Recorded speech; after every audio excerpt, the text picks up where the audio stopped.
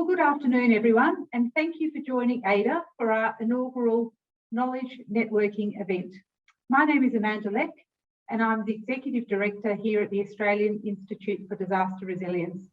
I'm excited to host today's event in conversation with Mark Crosweller, looking at the ethics of disaster risk reduction and resilience from the perspective of leadership. Thank you, and welcome to you, Mark. Thanks, Amanda. Mark Crosweller will be known to many of you joining us today. Between 2012 and 2019, Mark was responsible for briefing the Prime Minister and Cabinet on disaster management and providing strategic policy advice on climate and disaster risk reduction and resilience. Mark is now the founder and director of Ethical Intelligence and senior advisor to KPMG, advising on climate, disaster risk and leadership ethics. We are thrilled to have Mark join us here today to discuss the ethics of disaster risk reduction and resilience from the perspective of leadership. Today's Knowledge Networking event is a new event series for AIDR.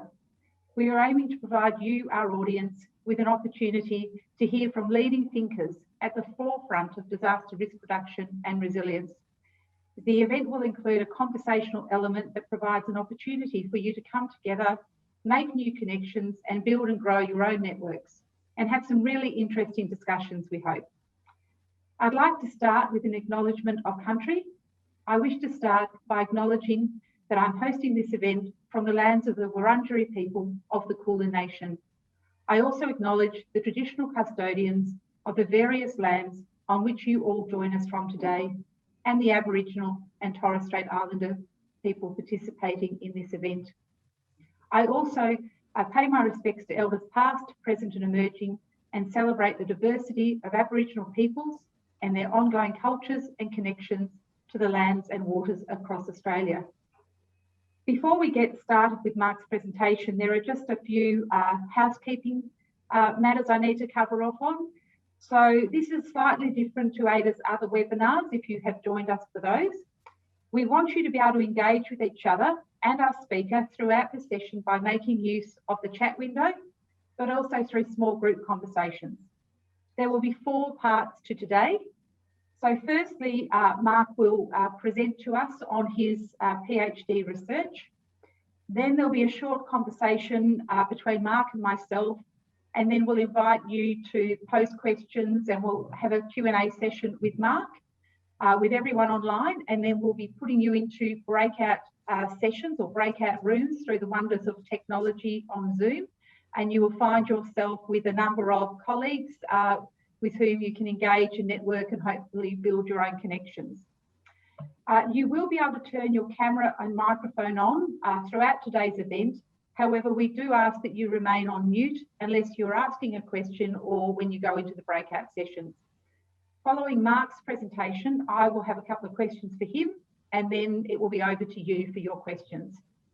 If you have a question for Mark during the Q&A session, please use the raise hands function, which you can find on your Zoom screen, and I'll call upon you to unmute and pose your question to Mark. I'll also keep an eye out if there are any questions that you put into the chat, and we'll try to get through as many of those questions as we can. We'll then move you into breakout groups where you can meet with each other and share your thoughts on what Mark has presented to us today. And then that will be based on a question that Mark will actually pose to you. So stand by for a very insightful question that will frame the discussions we'll have later today. We'll then bring you back into the main room as we are now, and we'll open up the floor for any of you who would like to share your reflections from those breakout sessions. AIDR is committed to ensuring our events are inclusive. We value diversity, and we want to ensure that our participants feel safe and respected at all times. So I encourage you to ensure that your interactions today are respectful of everyone participating. So without any further ado, I'd like to say welcome, Mark, once again. Thank you so much for joining us, and over to you. Thanks very much, Amanda. And good afternoon, everybody. I've been watching the names pop up on the screen in the chat box, and there's a lot of familiar names there, so I feel a little under pressure, actually, that some of them were people I interviewed for my PhD, and some have been long-term colleagues in the Rural Fire Service and the the sector more broadly. So it's really nice to have you on board this afternoon. It's nice to see some of you, and it's certainly nice to have a chat. So today is an insight into some of my PhD research. I also draw briefly from some of the work in the task force that I led a couple of years ago for the federal government. And the title of the presentation is in fact the title of the academic paper. If you've got access to an academic library, you obviously just do a search on that title and it should come up hopefully, and you'll be able to get a more fulsome insight into the data and some of the insights. So, but look, if not, hopefully today will give you more than a flavour of what the research is saying in relation to leadership and policy making in the space of resilience. We might move to the first slide if we could. Thanks, Greg.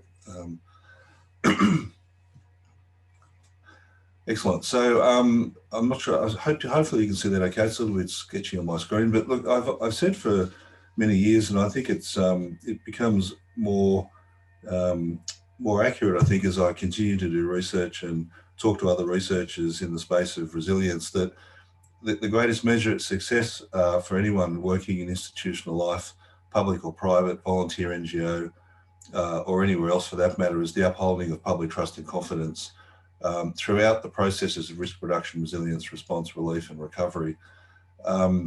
It seems almost a no-brainer, really, but we'd also be quite surprised at how often that trust can be breached. Sometimes inadvertently, of course, sometimes without sufficient consciousness, but sometimes it's through arrogance or through ignorance, or through the way in which we see the lenses of the world, the lenses in which we used to see the world, can bring us undone. So trust is actually fundamental to a leadership ethic in space of emergency management, resilience, risk reduction, relief and recovery. And the greatest mission, of course, is the reduction of suffering of all humans and non-humans. And I make the distinction there between the two insofar as the planetary ecosystem is a place in which we live, is equally deserving of our respect and our need to protect it and reduce the harms and suffering wherever possible, as it is for all living and sentient beings. It may sound a bit philosophical, and to a point it probably is, but the whole point of raising these two ethics particularly is to say that when we move off them, we get ourselves into trouble. If we move off being trusted, we get ourselves into strife, and if we move away from notions of the reduction of harm and suffering, we get ourselves into strife as well. And the commissions of inquiry and the public scrutiny in the media will certainly give you an insight into that if you hold these two ethics as the lenses for which we see the world. So we might go to the next slide if we could, Greg. And the reason I put this up, and I won't go through it in any great detail, but these were the insights we gained from the task force a couple of years ago around the unprecedented antecedent conditions that were shaping our future. Now, this was done before the Black Summer fires of a couple of years ago, so I think it has even more relevance now. But the reason I put in brackets "not surprising" is because I did notice throughout the course of the summer period and since actually this word has flourished, this notion of unprecedented. It has a statistical reality to it, I think. The numbers are unprecedented, the scale, the duration, size, those sort of things are rightfully unprecedented, and we can lay claim to those. But the word's actually been used as surprising, or nothing else could have been done, or could not have foreshadowed, nor have foreseen. And I simply don't believe that to be true in the vast majority of cases at the strategic policy level. So I certainly accept at the brigade level, at the crew level, at the relief and recovery end, and the specificity that attaches, that there would have been a lot of unprecedented and surprising events that happened, and people are entitled to that, particularly in the context of the relatedness to their own life experiences. So I'm not saying that those things don't happen, but as we go up through the system and we become more strategic, and we're meant to be more strategic and more visionary and more anticipatory, then it becomes less true that these things are surprising. But we still lay claim to them. So our anticipatory capacity, our ability to get ahead of them and to foreshadow them or foresee them in more detailed terms at the policy level is certainly lacking, and the Royal Commission made a number of observations about that. And I'll talk a little bit about that in a second. So as you can see, we're more interconnected and interdependent than we've ever been in the course of human history. So we rely on systems, and those systems rely on each other every minute of every day. And when they fail, we suffer immensely. The exposure and vulnerability of people and assets is more significant than ever, and that's largely because of the increased number of people and where we place them upon the landscape.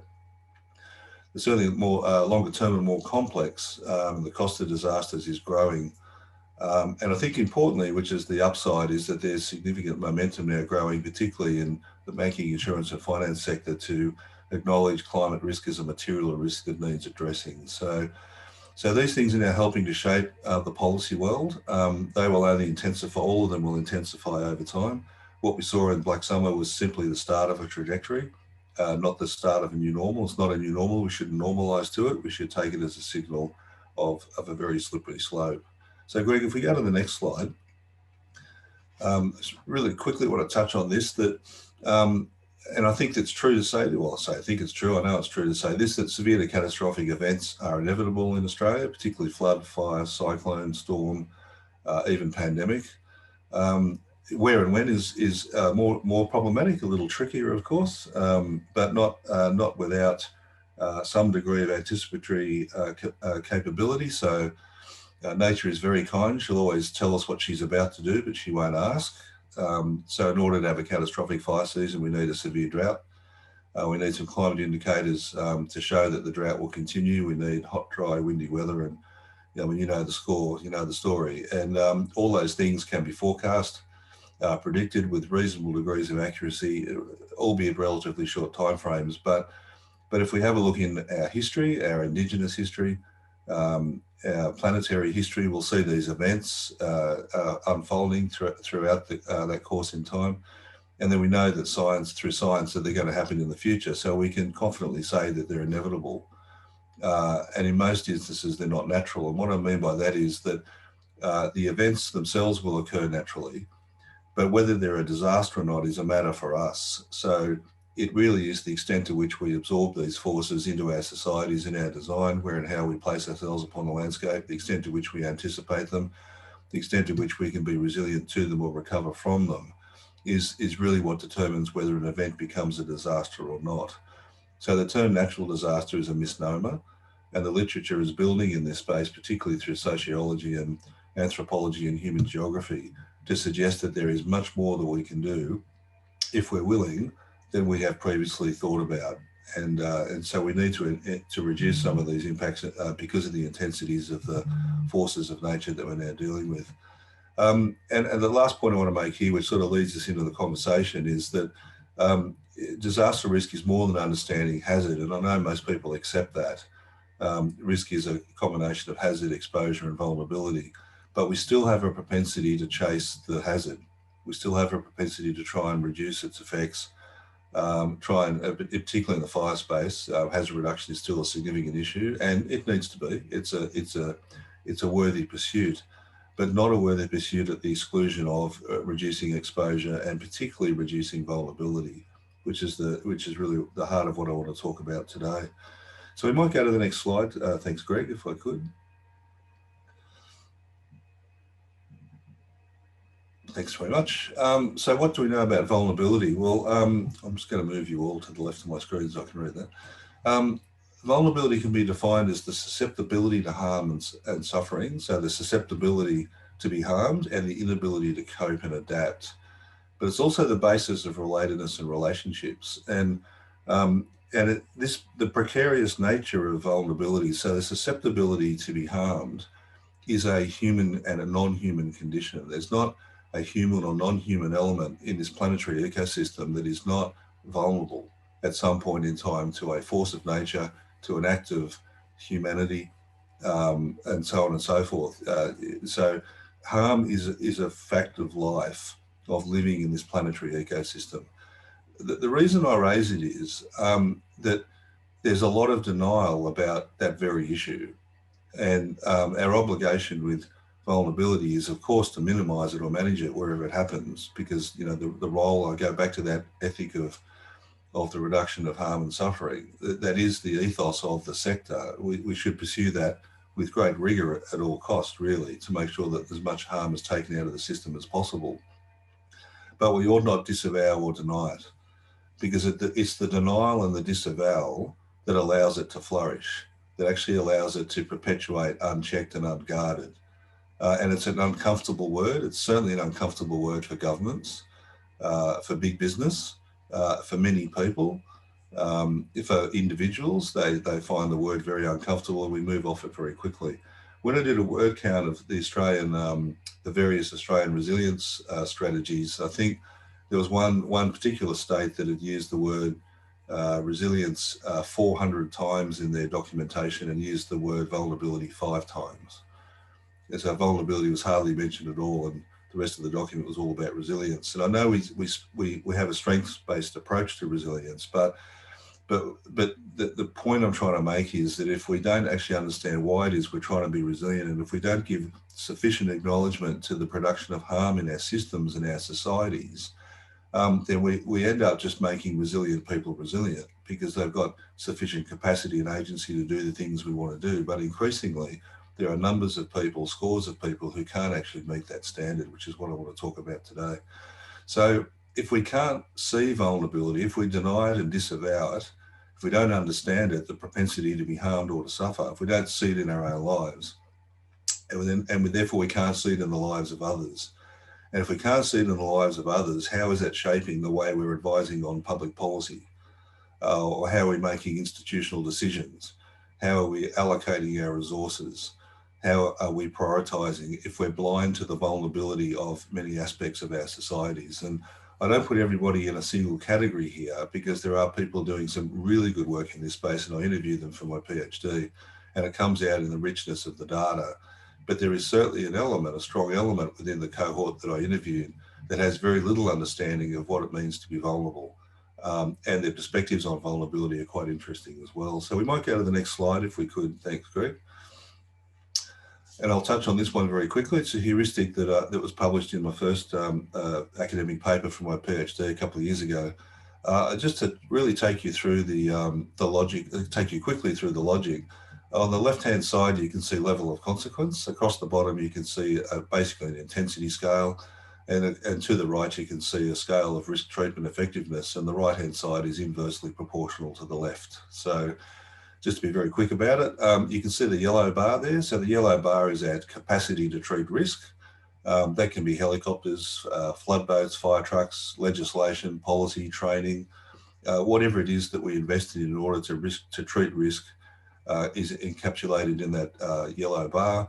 Next to it is consequence that is either actual or manifest, or actual or potential.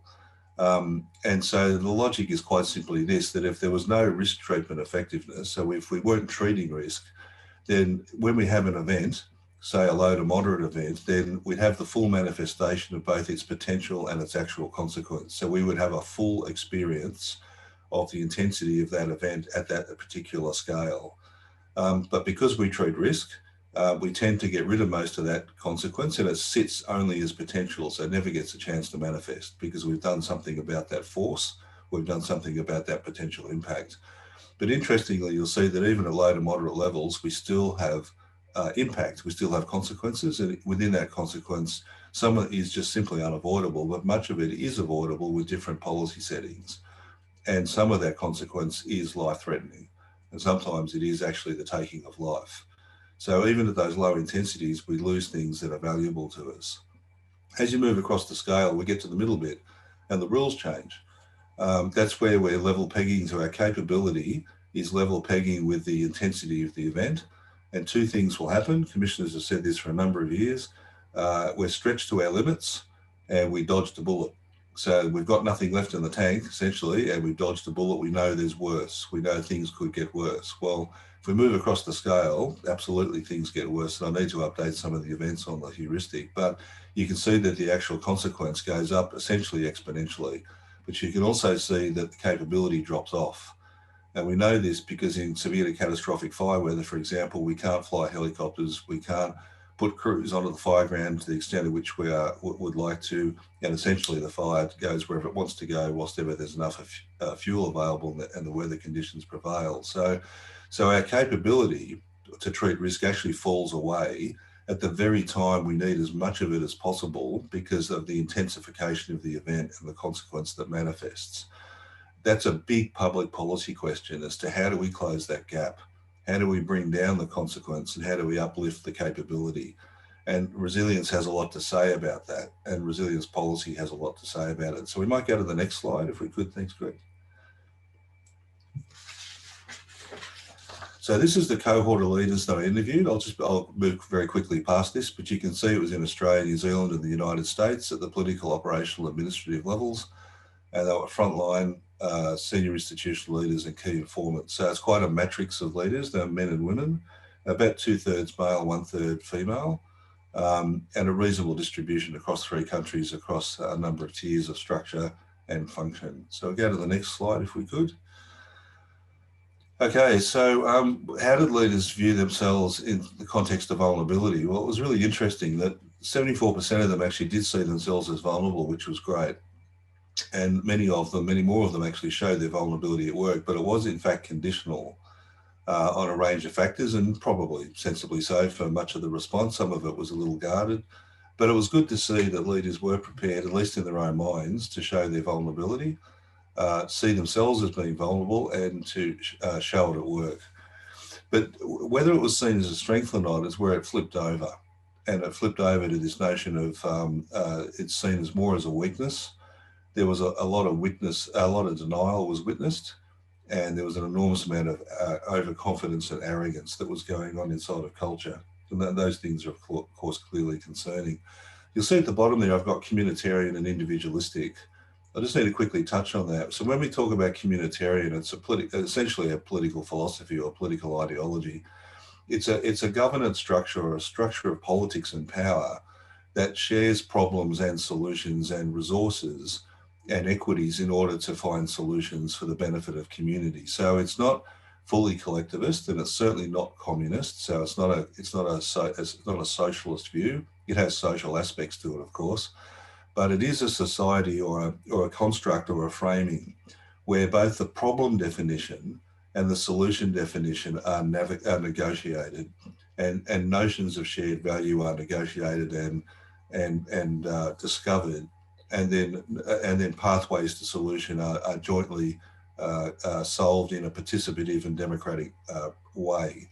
And there are a number of countries that do that, of course, and we see this also in some of our local communities. So it's refreshing what happens, and it tends to be more inclusive, and it tends to open up a whole range of good things for resilience. And then we have individualistic, which is driven by neoliberalism. And the best way to describe neoliberalism is smaller government, contestability, outsourcing, deregulation, lower taxation, entrepreneurship.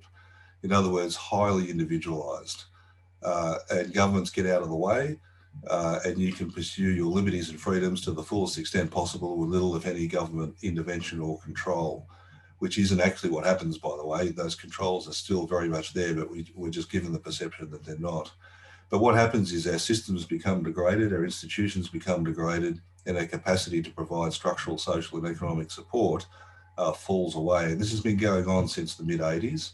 I won't take you through the history of neoliberalism, but it's an interesting history. It had its place in the course of economic developments post-World War II, but many would argue now that it's gone way too far.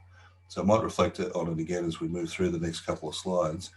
So if we go to perceptions of vulnerability, Greg, the next slide, we'll see here that how people perceived it. And this is just a snapshot. The paper deals with this in a much more significant way, but you can see that it showed a leader's humanity, it made them accessible to others, it opened the opportunity for virtues such as compassion and trust and relatedness. You can read them all there for yourselves. When vulnerability was allowed to come forward in a relational context, people connected. They could see the suffering of another. They had a sense they could do something about it. They felt confident. They certainly felt fulfilled, and they felt like that they could fulfill their obligations as a leader, as an institutional leader, or as someone who had been tasked with the responsibility of holding the trust of another human being or sentient being, and who was asked to protect or to reduce the suffering of somebody else. So when vulnerability is allowed to do its work, we can see it in others and what needs to be done about it, but we can also access it or use it in order to establish a relationality. But when it's seen as weakness, then other things happen. It undermines compassion and trust. It promotes fear and indecision. It stifles effectiveness. You can see it there for yourself. It does lead to bullying, significant bullying. It undermines abilities to lead, and it subjects leaders to criticism. And more importantly, or most importantly, I think it leads to insensitivity. And the insensitivity is a big problem in our culture. The paper I'm now writing and the data I'll be releasing in the next couple of months speaks a lot to the question of insensitivity. You can see at the top left of the screen there a quote from a very senior officer in the system who witnessed this in a fire a few years ago. You know, you shouldn't be blaming us. You should have done more to prepare yourselves. It was quite a profound comment. It was made very publicly, of course. I don't judge the leader for saying that. All of this data and all of these insights are a product of social and cultural influence.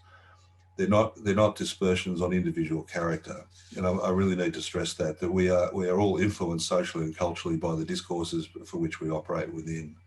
So, Greg, if we go to the next one, I'll just leave this as a memory jogger because we need to move to the next part of the presentation. But there's 6 things to remember about vulnerability. The key point I want to make here is that it needs to be managed and minimised, but it doesn't need to be denied or ignored. And when we deny it or ignore it, we get ourselves into an enormous amount of strife, which is what I sort of said as we started this conversation. And we need to make the distinction between the two and make sure it never gets taken off the table.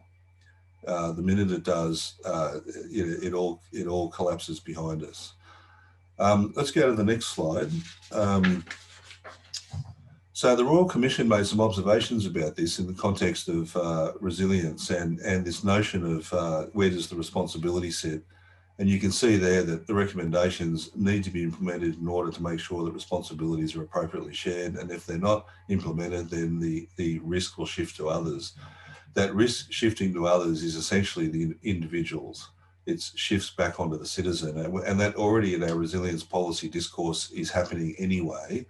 And the failure of institutions to step up and address the pressures of climate change and all that's coming with it will only inflate that pressure on the citizen.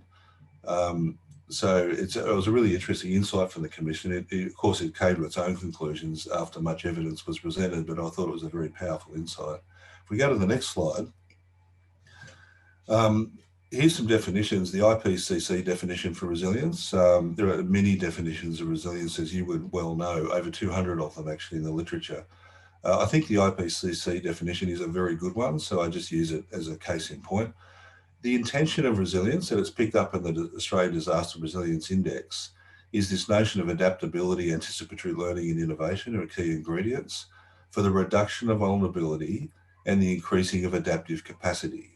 And so we see that benefits in the context of poverty reduction and the reduction of inequality and health standards and living standards and so on and so forth. So when resilience is doing its best work, when the policy settings are right, when we link adaptability, anticipatory learning and innovation to vulnerability reduction and increasing adaptive capacity, when that is working as a system and it's supported by an institutional framing that's properly invested in, then we get good results in resilience. But in reality, where we tend to be in modern Western democratic societies is this individualistic approach, which decouples reduction of vulnerability and increases in adaptive capacity. So it moves it off to the side and disavows it, and instead foregrounds self-managed individual resilience. And we basically say to the citizen, you need to be more resilient.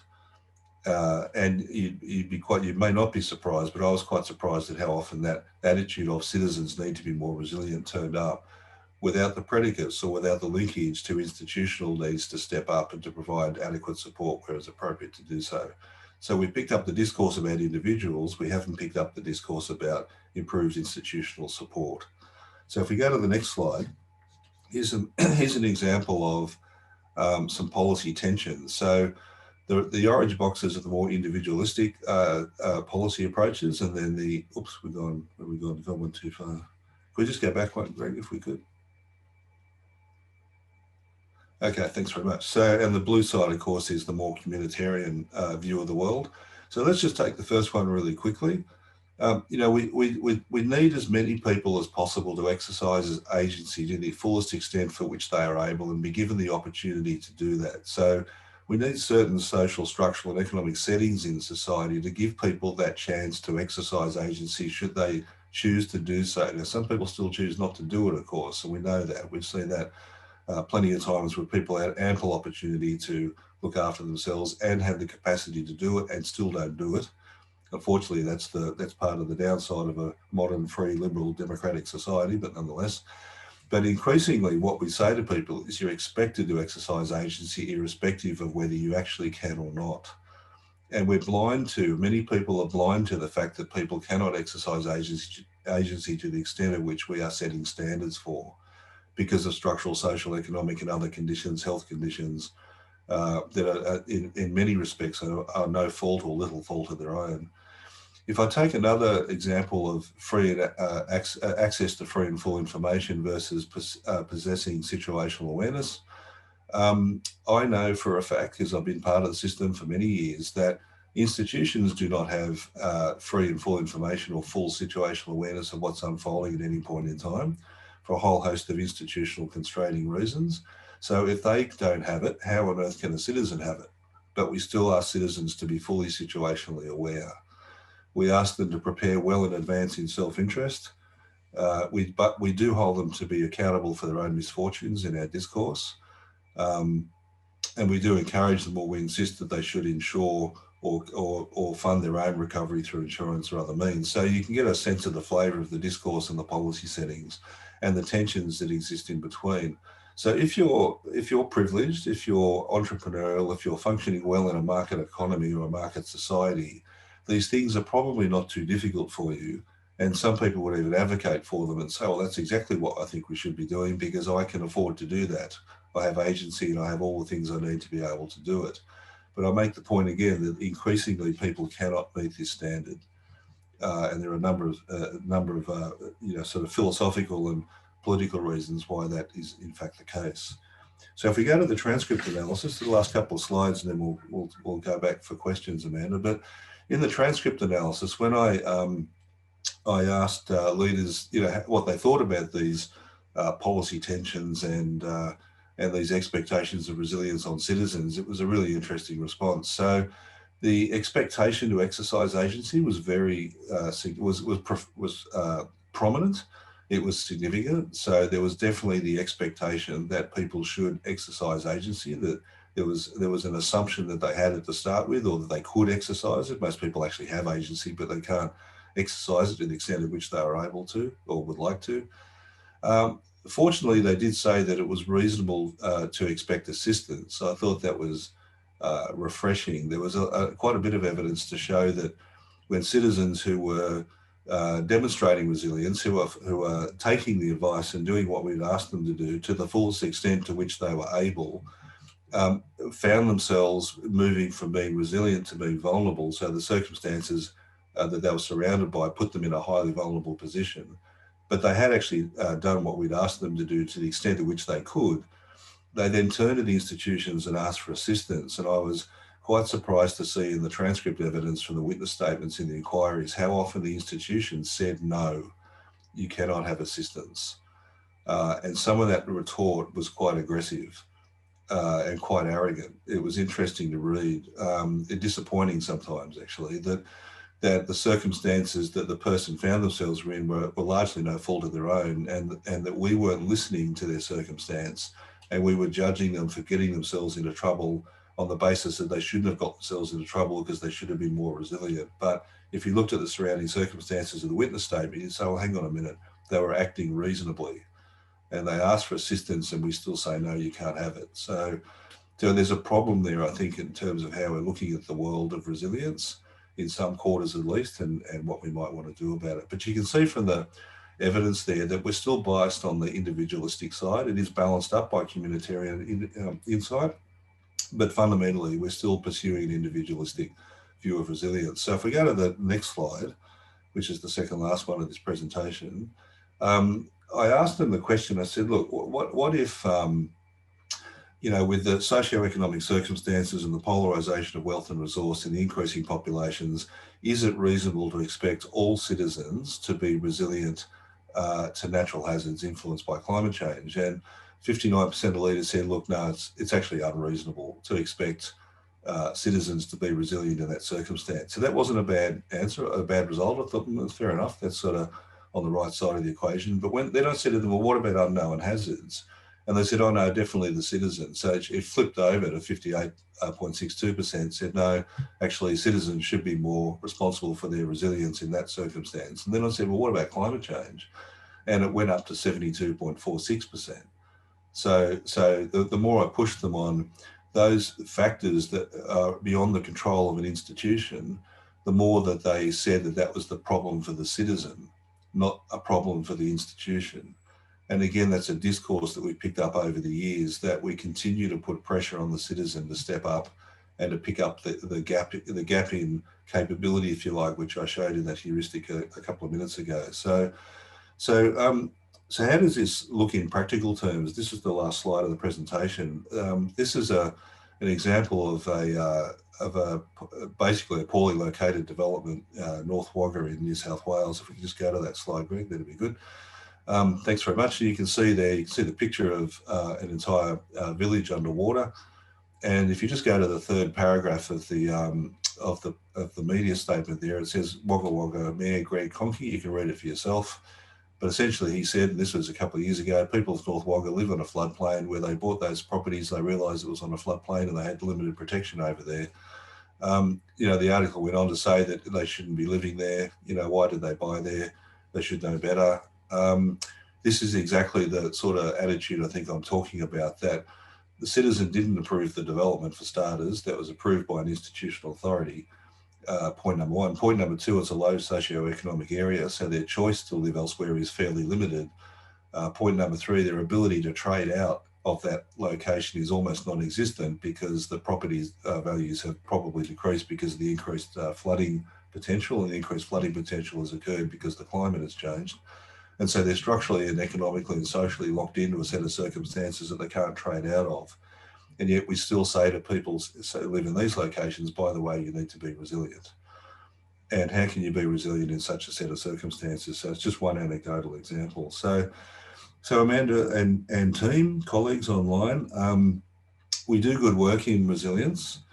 Resilience is an incredibly important part of disaster management, emergency management, living essentially.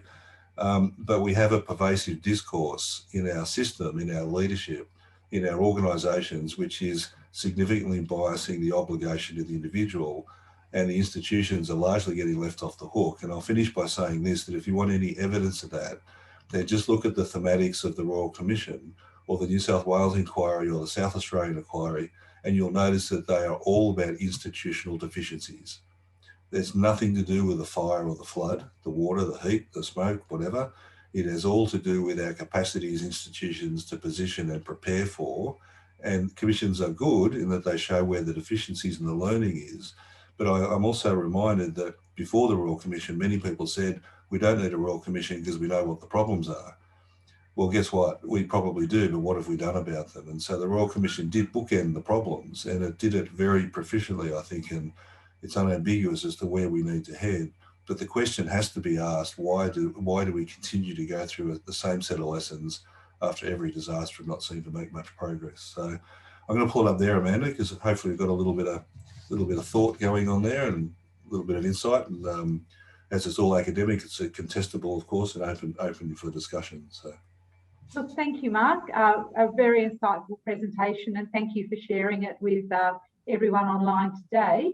I've just got a couple of questions to start us off for the Q&A, Mark, and then I'll take questions from our participants. So if you'd like to either put your questions for Mark into the chat window, or feel free to raise your hand, and I'll do my best to get through as many questions as I can, and then we'll move into those breakout groups we described earlier. So Mark, there appears to be quite a policy tension around that notion of shared responsibility as defined in the National Strategy for Disaster Resilience, and other government policies that lead to socio-economic disadvantage that limit a citizen's capacity and agency to take action to reduce their risks from the impacts of climate change. What are your thoughts on that? I think you're spot on, Amanda. I think if you look at the way we governance and structure for resilience and disaster management and risk reduction, Governments continue to put it in the emergency management bucket, for example. So it's the ANZEMC and it's the National Emergency Management Ministers meeting. And look, I make no moral judgment about that, but as an observation of structure, that those things are not central agency. They're not key to social policy, economic policy, you know, the way we're structured in society, the way that the equities of power, wealth and resource are distributed. None of those things are up for contestation or renegotiation or redistribution. So we continue to repeat the cycle of keeping the issue of resilience trapped into an emergency management frame. Now, resilience is an important part of emergency management. Absolutely it is. We want as many people as possible to exercise as much agency as possible to look after themselves and those people and things that they love or are important to them. So you don't want to take that off people, and you don't want to inadvertently place it upon the obligation of institutions to supplement it. So I'm not suggesting that's what we should do. What I am saying, though, is that because there's a decoupling between central agency policy and how economic policy and social policy is dealt with and emergency management, that we never get the chance to alter those structural settings. That we continue to put people, for example, as late as probably 2 years ago, I've got a case study of a development going in a 1 in 20 floodplain. I know of a development in Queensland in 2013 that was approved on the basis of building a boathouse, providing 2 flood boats, 3 days worth of food, and training the residents in flood boat operation for a 1,500 dwelling development for residents, and we approved it. 1 in 15-year flood zone with flood boats and a boathouse in order to alleviate the risk. I mean, those things just don't make sense, but we're still doing them. So somehow there's a significant disconnect there between what we're seeing in the climate space, what we need to do in terms of risk reduction and resilience, and then what's happening in other parts of society. And it's reflected in our governance. So, and despite the Royal Commission raised these matters, the task force raised these matters, many people have raised them previously about the need to couple climate risk and disaster risk reduction with central agency thinking about economic policy, social policy, land use planning. Now, it's not to say nothing's going on in that space, Amanda, but there's not enough going on to make a change. There's not enough going on to make the difference. And unfortunately, there are political ideologies of smaller government, contestability and low taxation, which you hear all the time in the discourse, isn't helping. And I'm not an advocate for high taxation, but I am an advocate for proper institutional funding in order to redistribute some of the equities to get the money and the structure and the systems and the policies into the areas where we need to get them. Thanks, Mark. And I can see a lot of people online nodding as you are speaking. We have many people online I would describe as, practitioners working at the coalface of some of these issues in local communities where these tensions play out. So lots of nods of agreement are coming through. And just one more question from me, Mark. Your research has identified some key issues that current and emerging disaster managers need to be mindful of and reflect on in respect of their leadership roles. How do we instill the attributes and capabilities you have identified leaders need to have in order to be compassionate and empathetic to the suffering of communities during disasters?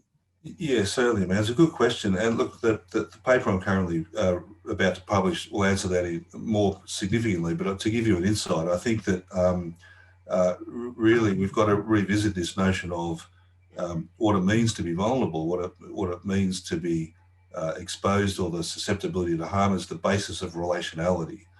Is to say that nobody escapes that propensity or that possibility.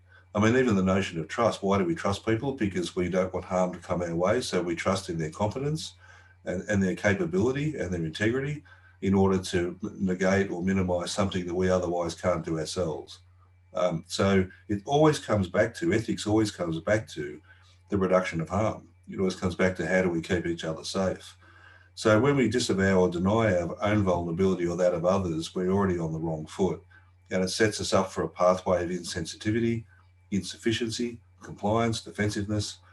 We take on attributes which are less than helpful. So the alternative to that is to say, well, what if we saw society as related? What if we could relate to those that we serve? What if we shared in the space? What if we could take a life experience that we'd had and draw from it as a related aspect of what someone else is going through?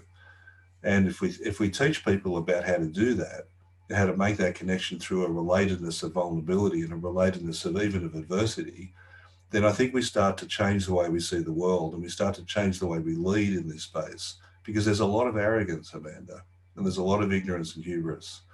If only they did what we told them to do, if only they listened.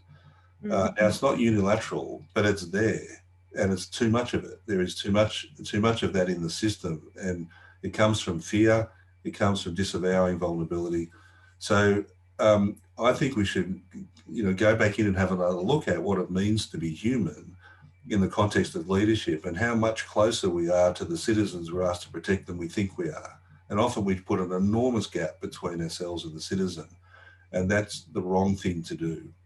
And, do we need to be wise about that? Of course we do. We don't want to overexpose people. There's a thing called compassion fatigue. We want to stay away from that if we can. But the reason that people get compassion fatigue is they don't understand the ethic of compassion and the wisdom that you need to apply it, as an example. So I think this space going forward is rich for an ethical discussion and an ethical discourse about what are the ethics of the sector more broadly, and to what extent do we really understand them, and can we apply them, and can we get better over time at utilising them. I mean, many of the interviewees that I spoke about when we talked about ethics, saw the value of them, but often put them to the side when they dealt with real life. The ethics got shoved to the side, and I said, well, if you're not seeing the world through those ethics, or you're not acting through those ethics, what are you acting through? If you don't see the world through a lens of kindness or compassion or trust or truthfulness or integrity, then how are you seeing the world? And the irony was that they actually were seeing the world through those lenses, but they just had no consciousness of that. So they had no mindfulness about it. So they couldn't get the best out of them. They couldn't get the best out of that ethic because they didn't even realize they had it. So it's not like they're being unethical or immoral, but you could see that they just were operating unconsciously through a lens that they could be far more proficient at if they took the time to understand it better. And I think that's probably the key to answering part of your question.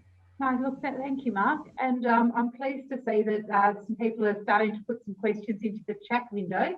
So I might go to some of these questions, Mark, and in the interest of getting through as many as we can, I'll ask you if, you can sort of, keep your answers reasonably tight, if that's okay, if possible. So first to Sue Sheldrick, and a shout out to Sue. She and I were colleagues together many, many years ago at CFA. So Mark, in relation to your vulnerability observations and research, Sue's curious as to how community connection, or knowing your neighbours, the role of community leaders and working together as neighbourhoods can actually influence better outcomes when it comes to enhanced resilience. Your thoughts? Oh, absolutely. Absolutely. I think it really starts there. And what's the role of an institution is to make sure that as much of that flourishes as possible. So social capital and social cohesion is really important. Please don't think for a minute I'm advocating institutional intervention here. I'm not. But I am advocating for institutional support, that the support arrangements are put in place to allow these things to flourish. So the best work is done between two people. The more social cohesion and social capital in a community, the better off for everybody. If we couple with that the capacity to introduce what's called resourcefulness, the capacity for that community to know how to interface with the government, to know how to navigate the complex arrangements around programs or policies or financial support or whatever's required, really, that they've got some skillfulness about that. So again, it's an institutional support responsibility, but how do you create an interface that allows people to access it where it's appropriate in a way that's tailored to meet their need? A lot of the times in resilience, the problem is actually defined by the government, and then the community is asked to respond to the problem. Whereas a communitarian view would say, no, the problem should be defined by the community, and the solution should be found between the community and the government. But that means they've got to trade some of the equities of power, wealth, and resource. They've got to shift them. So I see a lot that the government defines the problem, and then it goes to the community and says, how do we solve this problem? And the community goes, I'm not quite sure what you're talking about, because they've got the wrong problem. They haven't asked the community what the problem actually is. So, Mark, the next question from Helen Stiles goes to, I think, some of those ethical considerations of compassionate leadership, but it's a question about how we challenge those attitudes amongst emergency management peers to sort of blame individuals for not being resilient enough or not adapting enough, you know. So how can we sort of encourage emergency management colleagues to understand this broader construct of, you know, capacity, agency, and so on? I think part of it's education. I think part of it's a culture that's prepared to call it out as well. And, you know, we've seen this in a different part of society, in gender violence, where we've just allowed behaviours and attitudes and language to go on far too long, and then people put their hand up and say, look, enough, and rightfully so. So, you know, harm turns up wherever we allow silence to perpetuate on something that we know is not the right thing. And so how do we do that with skillfulness? How do we become skillful in calling it out? We don't want to drive people into the ground. We certainly don't want to virtue signal. We don't want to be pariahs. We don't want to do any of that. But we do need to call it where we see it. And I think part of that also is exemplifying alternative behaviour and exemplifying alternative language and discourse. And what I'm hoping my research does is it highlights this largely an unconscious problem, and start to help people to have an alternative discourse, an alternative narrative that says, well, hang on a minute, let's challenge that frame of reference, and can we look at it from a different perspective? And I think the pathway to that is this notion of relatedness. We're not that far away from the people we're serving as we think we are. There's a really interesting thing in philosophy that says that you know, when we go, you know, let's just say we're a first responder and we turn up and help the victim, you know, our mindset is that there's a subordinate, you know, masterful subordinate relationship going on between the rescuer and the victim. But philosophy says that no, actually it's a mutual relationship. That the first responder only gets to fulfill their wishes to be a first responder because of the unfortunate circumstance of a victim. And if there was no victim, there'd be no first responder. So our need to rescue or our need to help is only fulfilled by the fact that someone needs help. Well, that's a relationship of mutuality. It's not a subordinate, masterful relationship. And if we sort of, you know, change the way we see the world and looking at more that way, that we've been afforded an opportunity to help someone else because of our desire to be that way or to do that, changes the relationship straight up. Thanks, Mark. Look, there's a couple of questions around, you know, communities. You know, why aren't we listening more to communities and valuing their knowledge and experience? You know, what are your reflections on that? You've had a long career in emergency management and also in the policy world with EMA.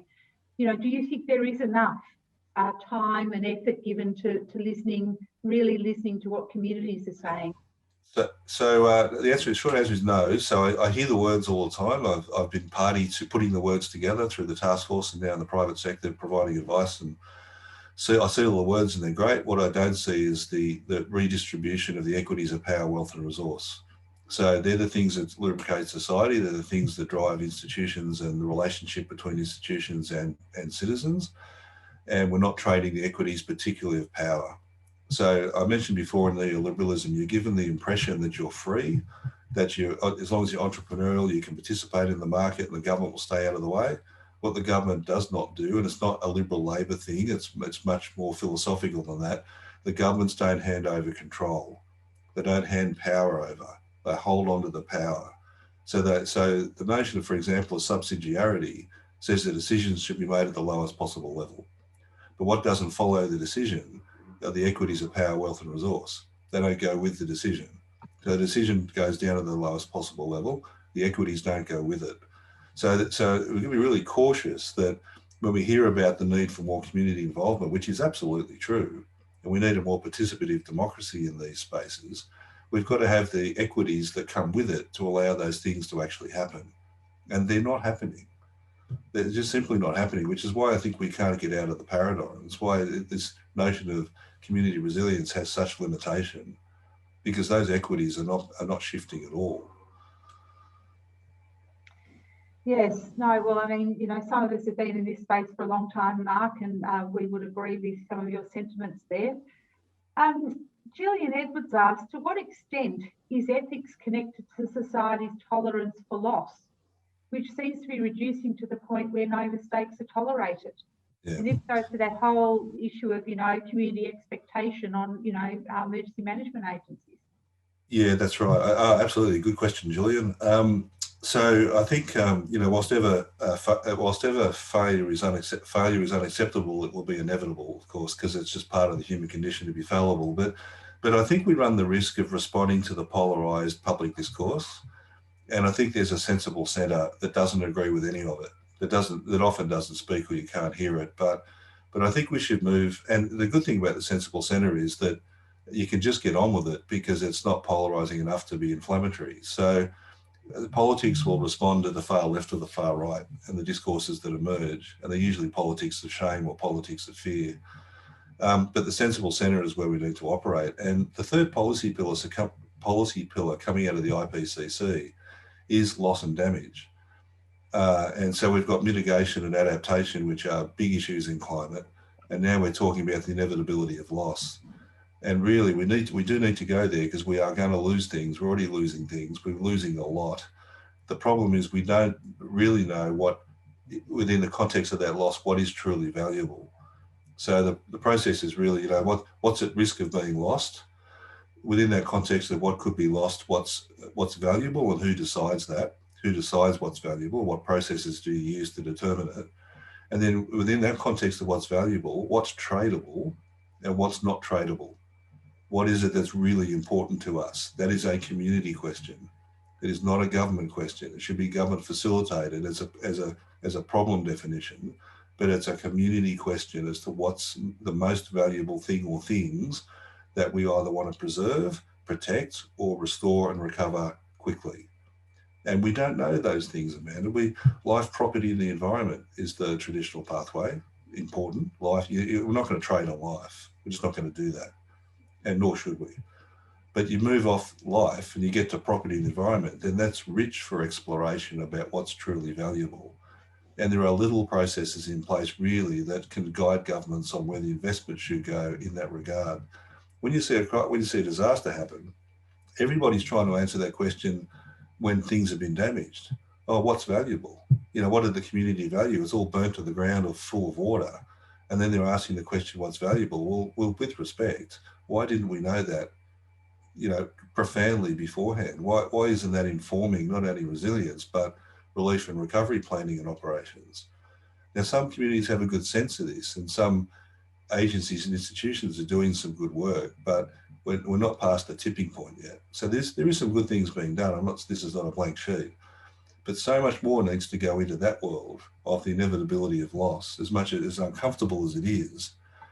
And then how do we disaggregate it down to what's valuable and what's not tradable, and where do we put our equities first and foremost, and what processes do we use to determine those things, and who gets a voice, because who gets a voice is really important. And traditionally, women, people of colour, low socioeconomic status, that we know the categories that continue to miss out in this space, and there needs to be some rebalancing there. Thank you, Mark. Well, look, we've just ticked over 3 o'clock, and thank you to everyone who's posed questions. And I'm sorry I couldn't get to all of them, but we have had a great conversation so far with you, Mark, and I thank everyone for their questions. But as I mentioned at the beginning of this session, we're actually, it's a knowledge networking series. So you get an opportunity to have a conversation in a small group with people you may know or with people who you don't know. And, share your thoughts on some of the responses, and, you can all see the questions that have been posed in the chat. So I'm going to go to you, Mark, in just a moment and ask you to pose that question, and then basically you will move into the group. So, Mark, would you like to pose your question? Certainly. So the question to the group is essentially this: to what extent do you see yourself as vulnerable, and to what extent does that perception shape how you view others, provide advice to them, or provide advice on their behalf to others? So to what extent do you see yourself as vulnerable, and to what extent does that perception shape how you see other people, how you provide advice to them, or how you provide advice on behalf of them to other people?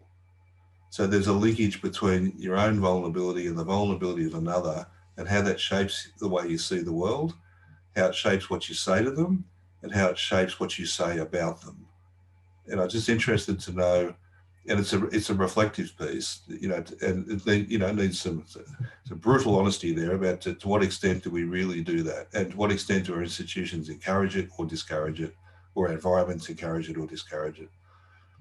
It's a big question. Thanks, Mark. So look, we've got about 10 minutes for this, and I know some people have got to go to other meetings, but for those who can stay online and network with peers, that's one of the objectives we have for this session. So you'll be going into a group soon. The slide with the question is up on your screen. It's also in the chat window. So we'll move you into a breakout group shortly where you can introduce yourselves and share your answers and observations with others. It's a self-guided activity. AIDR's not going to be facilitating each breakout room, and we'll allow about 10 minutes, and then we'll bring you back, and then, you know, opportunity for you to share your thoughts with your peers, either through chat or you can come off mute and have your say. So if the AIDR events team could please put us into breakout groups now, that would be great.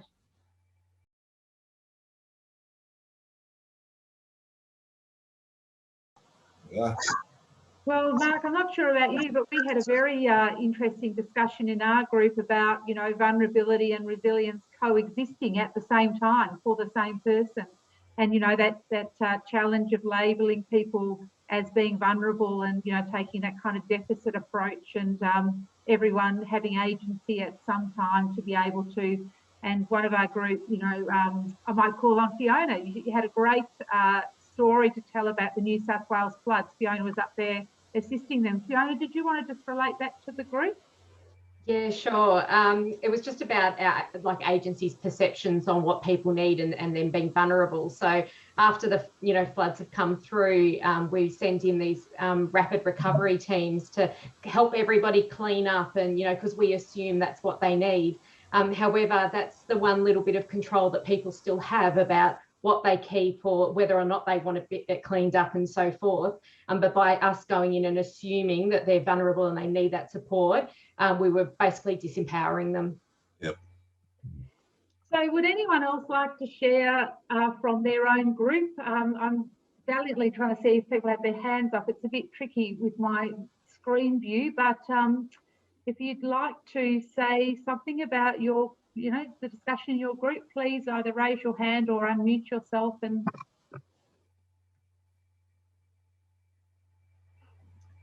okay, Roger, please unmute yourself. Yeah, done that. Thanks, Amanda. Yeah, we had a great discussion in group 3 with Margaret, Melissa and Stephen. And I think in answer to Mark's question, most of us felt vulnerable in some way or other, fire, flood or whatever it was. And Margaret's response was she wanted to ask questions. So I think really a really important and productive way to go. I felt vulnerable and wanted to have discussion with my community and with others. Both of us, Margaret and me, have joined our local fire brigade, for example, as a way of getting into that. I think Melissa and Steve, the others, were similar. They were nodding. Melissa and Steve, correct me if I'm wrong, but that's my summary. Thanks, Roger. No, you're exactly right, Roger. Yeah. I joined the local fire brigade and asked lots of questions in various places where I've lived in different parts of the world. And I didn't get the chance to say that to Margaret that you don't have to be a single female to feel vulnerable to these kinds of things. So same sentiments from me. Is there another group that would like to share what you discussed? Other hands going up?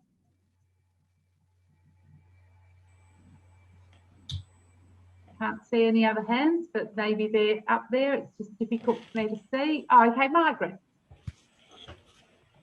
I can't help myself. I have to add. Hello, Mark. Lovely conversation, Amanda and Mark. I think the system really does let us down. And part of the story that I shared with Roger and Melissa and Steve is that I'm in the process of buying a house. And as I hunted for the houses and found ones I like, and then as I chose this one, I'd ring the council and say, I'm a resident, looking to be a resident in your council area. I wonder if I could have a look at the flood plan and the bushfire plan. And no council ever said, sure, I'll send you an email. They all went, I'm sorry, what? I'm sorry, what? I ended up ringing the CFA captains. They were great. Every single CFA captain wanted me to move into their area tomorrow as soon as we had a chat. But the system lets us down. And because I found the flood map that I now will overlook in the house that I'm buying, I can see that there's a flood prone area lower than me. So I've got to work out whether to be that crazy neighbour who introduces herself and says, hey, look, if there's a flood in the next 10 years, just come up the hill, I'll make you a coffee. Anyway, just thanks, Margaret. That's great. I might go to Heidi. Hi, Amanda. Thanks, everyone.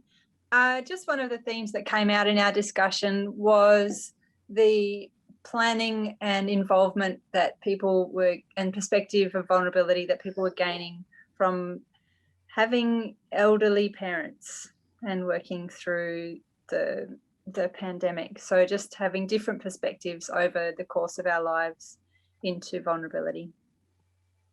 Thanks, Heidi, and lovely to see you again. Lovely to see you. To Jamie Ferrand. Hi, everyone. I think one of the things I was bringing into the group as well was just like Mark was talking about, that the decisions flow down, but the equities don't flow down, the power, wealth and resources. Just acknowledging that for those of us that do actually spend a lot of time engaging in our vulnerability and embracing that and bringing that into our leadership and our advocacy and our work, it's incredibly time consuming and it's incredibly resource heavy. And that in and of itself is a challenge, and actually whilst it is a strength, it's also another vulnerability. So I feel at times the need to have almost two parallel lives, one to engage in the world and one to process the emotions that come up from it. And so also acknowledging the lack of capacity and tolerance we have as a community for dealing with emotions, both our own and those difficult and uncomfortable ones in others as well. And so that was something that I was bringing into our conversation, and I think is critically important. And, the accusation often comes that I'm, a hysterical woman, or I use too many words and all of those things, when actually that emotional processing and that verbal processing is so critical in making meaning out of our lives and working these things through. Thanks very much, Jane, for those remarks. I can't see any other hands up, Mark, so I'm going to hand over to you for your last reflections before I do the closeout. So over to you, Mark. Amanda, before you go, can you see there's some stuff in the chats, please? Can you address the chats? Okay. Yes, I'll do my best.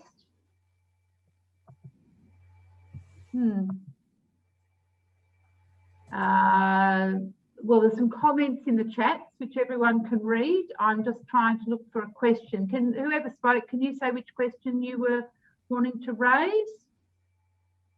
Well, Richard raised one that was from Group 1. That was our reflections. Richard. Okay, here we go. Richard Hamo.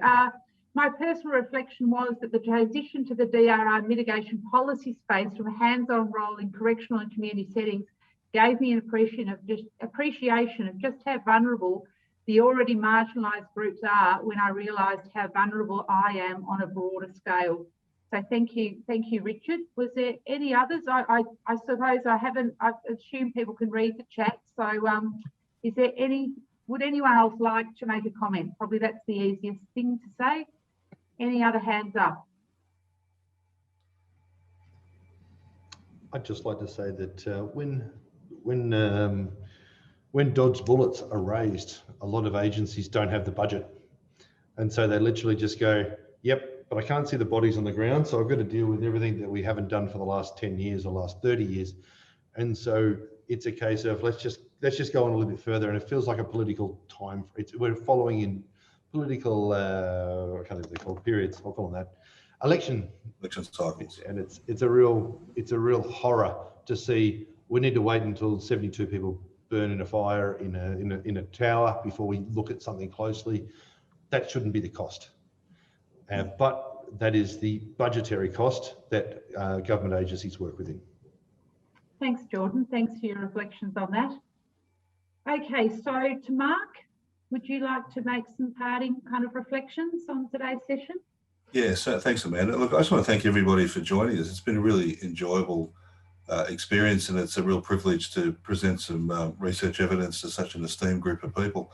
Margaret's story is very powerful. I remember Margaret telling me that story a couple of years ago, and it's powerful for many reasons, not the least of which is it highlights how much information is still elite and privileged, and not accessible to those who we insist on having it. So we say to people, you need to be situationally aware and understand your risks. And the minute they go to try and do that, of course they can't, because the information is so locked up behind walls of fear of litigation and so on and so forth. So it was just a really powerful example as to where there's almost a hypocrisy in the system. But look, to close out, what my research showed was that there are so many good people doing good things, and all of these leaders, without exception, are good people.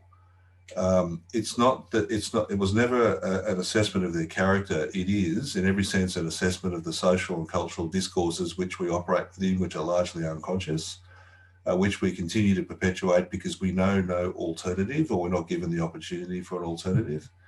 And hopefully the research, working with Ada and Margaret and others, we can sort of start to turn this ship around a little bit, I think, and bring a different narrative and a different discourse to the problem. So Amanda, I think also Ada has a unique proposition here, that these broader issues of social, economic and structural reform and the policies that need to change and the redistributions of equities is something that the AIDR group, the cohort, the people who participate with AIDR, can do something about over time.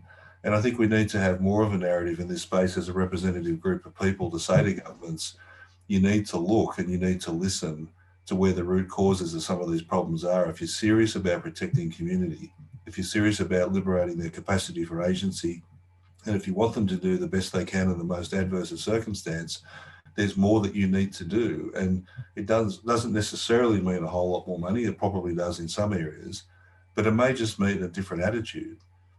And it may just mean a refocused ethic on their behalf as well. So I think there's lots that can be done, but if we continue to rely on the front line to do all of it, and then the back end policy does none of it, then we're at best will be incrementally improving against a natural hazard world and a climate world which is going up exponentially, and we'll all feel the frustration and the suffering of that. So thank you so much, Amanda, for having the privilege of your first series, being your speaker. I really take that in as a great privilege, and it was a real honour to talk to your colleagues and yourself today. Well, look, thank you so much, Mark. This conversation could have gone on all afternoon if I had my way, but I know we are time limited. So on behalf of AIDR, I'd really like to thank you for being our first speaker for our Knowledge Networking Series.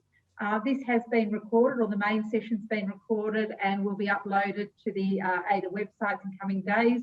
Our events team will be shortly sending you an evaluation, and we'd really appreciate you completing it, because we use that information to inform what we do next. We try to be really responsive to our stakeholders in terms of the conversations we facilitate and the presentations we bring to you. It's been a real pleasure to host you, Mark, for In Conversation with Mark Crosweller. I've really enjoyed it, and thank you again. And to everyone, stay safe and farewell, and we'll see you next time. Thanks again. Bye-bye. Everybody.